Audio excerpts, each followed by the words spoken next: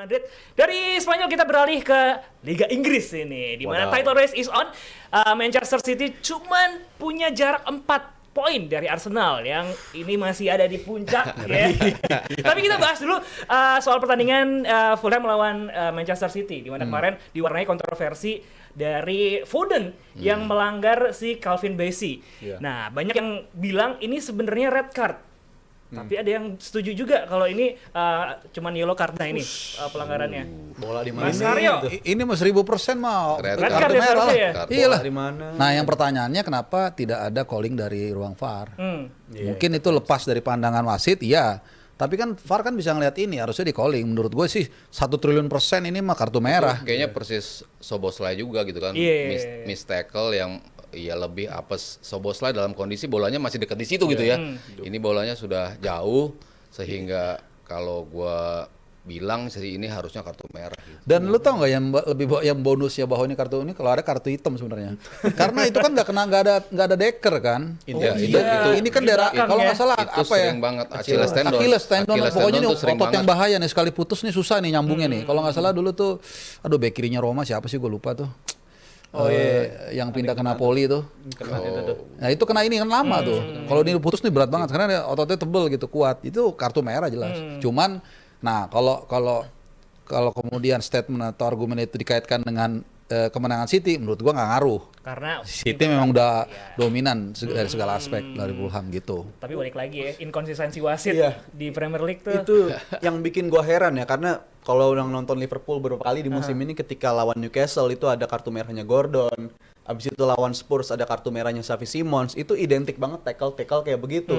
Apalagi kita baru ngelewatin pertandingan MU lawan Spurs minggu lalu. Romero pun juga kena tackle yang menurut gue diusir juga. Itu agak-agak mirip. Jadi gimana bisa wasit-wasit itu dan juga aparatur di VAR ya. Aparatur di VAR tuh ya, yang udah ngelihat itu tuh. Aparat tuh. Bahasa DPP banget nih. terlalu lempeng ke sana ya. Jajaran wasit. Jajaran wasit. Korps wasit. Kesannya formal banget. Yang ada di ruang VAR itu kok intervensinya dia malah setuju sama wasit utama di lapangan gitu kan. Mereka punya privilege buat review itu berulang-ulang. Itu mau dia kena di slow motion, mau secara real time, itu menurut gua harusnya 100% red card. Berdasarkan apa? Ya mungkin kalau rules bisa di pelintir-pelintir lah, bisa ada penawarnya atau apa. Tapi kalau kita ngomongin contoh, itu gue udah nyebutin 3 contoh tadi. Xavi Simons, Gordon, dan juga Romero. Itu semua diusir. Lebih lengkap lagi heran contohnya kan. Iya, kayak aneh banget Foden bisa bertahan di lapangan gitu. Jadi malah advantage buat City sih jadinya. Dia terbebas dari kartu merah langsung dan dia punya kesempatan buat main di pertandingan-pertandingan selanjutnya gitu. Tapi terlepas dari kartu merah, possible kartu merah dari Foden, ini kan memang Manchester City selama ini semenjak banyaknya pemain datang, Semenyo, Gehi, mantan calon pemain Liverpool itu. Aduh, mantan calon pemain Liverpool. Calon. Gehi, Semenyo kan mantan calon pemain Liverpool. Tapi semenjak mereka ini datang, kayaknya membawa jadi kunci nih buat City untuk bisa compete lagi untuk title race melawan Arsenal nih. Ya tadi kan gue sempat baca skripnya ya, maksudnya yang mau dibahas itu kan, terus kayak ditanya gitu sebenarnya mana yang paling berpengaruh. Menurut gue dua-duanya sih berpengaruh ya. Tadinya gue berpikir Gehi karena lini belakang City kan terontok banget kan.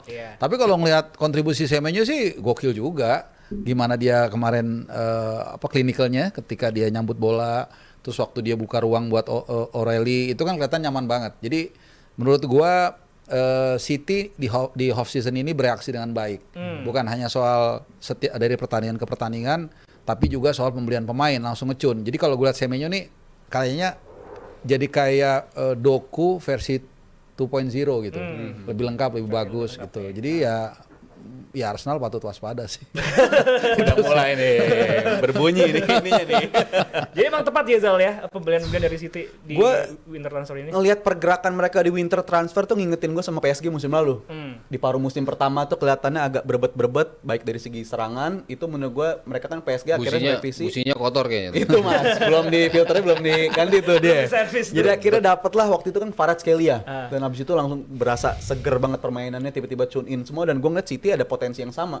Tiba-tiba datang Semenyo dan Semenyo bukan cuma nawarin gol doang, tapi emang involvement dia, assist dia tuh banyak banget. Jadi menurut gue dia bisa main di kanan kiri, nawarin sesuatu yang berbeda banget. Sesuatu yang tadinya gue harapin terjadi di Liverpool, tapi ternyata dia perginya ke City, it's fine. Tapi Gehi menurut gue juga jadi pembeda. Karena rontok atau nggak rontok menurut gue, emang kualitas back City itu udah harus ada backupan yang lebih kualitasnya lebih lagi ketimbang Ruben Dias dan Ake ataupun juga Gvardiol. Karena mereka trajektorinya 1 tahun terakhir agak menurun. Tapi datangnya Gehi, ini ibaratnya kalau bahasa komentator sana Rolls Royce of a defender lah. Nyaman banget. Iya, reading betul, the game-nya, awareness dia akan space itu menawarkan sesuatu yang berbeda banget. Dan ini kan pemain yang 5 bulan lagi sebenarnya free. Tapi City rela ngeluarin 20 juta plus gaji 300.000. Artinya Pep Guardiola tahu ini pemain yang bisa nawarin sesuatu yang instan. Jadi menurut gue nggak heran 2 pemain ini bisa nawarin sesuatu yang berbeda banget. 6 miliar seminggu gajinya. Pemain yang diambil sama Guardiola tuh eventually akan membuktikan dirinya sih. Maksudnya Doku sempat diketawain, Grealish sempat diketawain, tapi at some points mereka nunjukin bahwa memang layak untuk dibeli sama City dan bisa dipoles sama Guardiola. Kita saya ulang ya biar nggak diketawain. Mesem-sengsarakan. Bener tertawakan. Salah juga menertawakan Kusanov. Tapi belakangan bagus. Kita menertawakan Cherki dan juga Marmoush. Lihat kok kontribusinya seperti apa gitu. Dan Gehi sama Semenyo itu ketika datang kan bukan kucing dalam karung gitu. Karena lu udah Premier League proven itu udah jelas. Dan diambil di winter nunjukin how desperate Guardiola ingin masih berada di title race dan juga bisa memperbaiki peluang mereka di Liga Champions. Ketika mereka nggak bisa main di 2 pertandingan terakhir di fase league phase, mereka baru bisa main di knockout stages kan. Dan itu nolong banget jelas karena ya tadi lo punya satu pemain yang bisa masuk ke dalam kotak penalti, bisa mencari posisi yang bagus banget dan juga willing untuk sacrifice untuk tim gitu ya. Dia bukan tipe yang kadang-kadang terlalu ngotot untuk maksain diri nembak, tapi dia situasional banget gitu. Saatnya gue harus ngoper, gue ngoper. Saatnya gue harus nembak, ya gue nembak gitu. Dan selalu on point keputusannya gitu. Gehi untuk pertandingan melawan Liverpool, gue bilang dia the best player di game itu gitu. Tenang Gila banget itu mainnya. kalau nggak ada dia, buset. Itu tuh pemain reading the game-nya tadi istilahnya Rijal gitu. Dia tahu banget ini pemain akan lari kemana, gue jaganya di mana. Dan nakal juga mas. Iya, tarikannya itu gaya pokoknya apa yang harus lo lakukan, whatever it takes untuk ngeberhentiin orang, dia tahu gitu. Gimana untuk berpeluang berisiko dapat kuning, ya udahlah gua ambil gitu. Tapi yang penting lawan gua nggak masuk gitu. Semua keputusannya juga selalu on point, jarang miss position. Padahal dulu kalau kita lihat Stones kadang-kadang juga posisinya salah, Ruben Dias juga kadang-kadang juga seperti itu. Tapi Gehi di game-game yang dilaluin, gue bilang ini pemain yang sangat-sangat luar biasa dan emang pantas sih ngebuat City balik ke title race. Selain dengan pemain-pemain baru ini, kayaknya juga Pep Guardiola ini nggak terima ya kalau muridnya ini juara Premier League. Itu dia.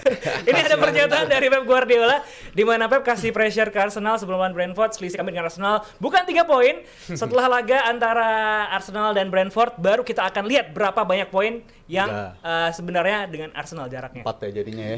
Ini gaya-gaya pressing ini mah. biar tertekan kan. Ayo lo gitu. Dan gue Kayak Valentino Rossi, kalau ngebuntitin lawan kan yang ujung-ujungnya jatuh yang dikejar sama dia. Iya, kayak Michael Schumacher juga dulu gitu. Dia kalau balapan kadang-kadang di peringkat 2 dulu, nanti diikutin terus lap 51 baru tuh dimakan. Dan berapa hari lalu gue ada JM Team yang nge-DM gue, dia bilang, gue setuju sama dia bilang Pep ini kayaknya pelatih paling kampret yang pernah dia lihat gitu.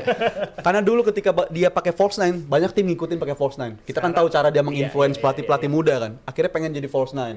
Tapi dia abis itu Tiki Taka juga. Tapi abis itu dia tinggalin Tiki Taka. Datengin false nine, abis itu dia tinggalin false nine, datengin striker murni.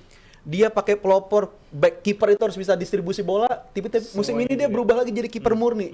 Tapi tim-tim lain udah terlanjur ngikutin kiper-kiper distribusi bola. Jadi ini pelatih kayaknya otaknya emang satu langkah. Udah nyiapin tesisnya ya dengan itu dia. Jadi kampretnya dia itu dia selalu nyiapin sesuatu yang udah bisa jadi, dia ibaratnya dia tahu pintu masuk, tapi dia tahu pintu keluarnya juga. Itu menurut gue hebatnya Guardiola di musim ini tuh. Dia pun gue yakin nggak nyasar ya di dalam ya. Itu mah nggak buta map ya. Jadi Kampret apa cebong lu bilang tadi? Masalah lalu, beda. Masalah lalu. Tapi moral of story-nya adalah jadilah pionir, jangan follower. Jadi pionir ya. Kalau lu mau sukses. Ini pelatih hebat sih gue akuin. Tadi yang gue kan udah bilang waktu itu gue mencoret City dari title contender gitu. Kalau kualitas timnya nggak berubah, tapi nyata di Januari itu dua pemain yang udah cukup ngangkat Iya, mereka pas buat banget jadi itu. title race. Dan sebenarnya dengan dia beli 20 juta pound itu kan selain investasi kan. Iya, Harga Gehi mah gua rasa 70-80 juta kali paling murah. Iya, benar. Jadi dia dapat pemain yang memang pas dibutuhkan. Plus juga secara harga dia malah untung. Ya ibaratnya nanti musim panas kalau dia mau jual lagi nggak mungkin lah 70 juta nggak ada yang mau. Iya. Negosiasinya emang jago sih City, harus diakuin sih. Kadang-kadang mereka memang overpriced, tapi mereka punya duit untuk melakukan itu gitu. Dan kalau beli Haaland cuman gocap kan buset. Overpriced jarang tapi kayaknya Mas. Ya Iya. kayak Satu Selalu dua pas mungkin gitu ada. ya. Kayak Haaland tuh anggaplah 80 juta lah sama plus itu tetap murah kan. Iya, seorang Haaland. Grealish mungkin ya, doang, Grealish. kan cuman gocap kan. Iya, ya kan katanya agennya kan.